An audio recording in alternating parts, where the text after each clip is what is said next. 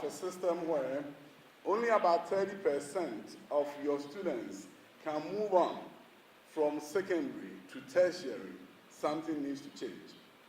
If you look at your WASI scores and you know that you have a 30% pass rate, I'm not talking about E8, that cannot take you to tertiary, and I'm not talking about D7, but when you look at A1 to C6, the average is 30% in this country. 70% of our students cannot move on to universities, even if they wanted to.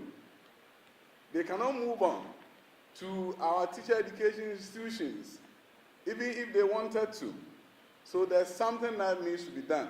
And I think most of the time when you're dealing with policy, you always have to gravitate by human nature to the quick fixes. And the quick fix will be to say, why don't we add one more year? And if we add one more year, then everything will change. But what we don't take account of is what we have done even with the 3 years. I was excited when my minister told me that beginning January that I was going to be responsible for both basic and secondary, so that we can truly look at the missing links and begin to create a system, begin to create a pipeline from KG to secondary. But you cannot create that pipeline if you don't have a national assessment.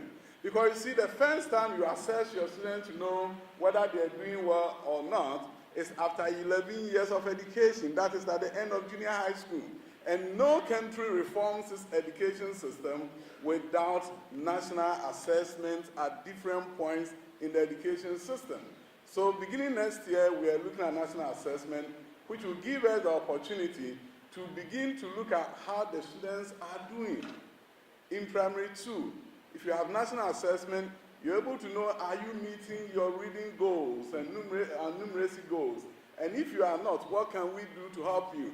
You then assess them in primary 4, and you look at, are we meeting the goals? Are they able to read and write and do arithmetic? And if not, what do we need to do? Then you have primary 6 to check in and see, is it working or not working? So that you can truly build interventions into the system so that you truly will be determined to leave no child behind.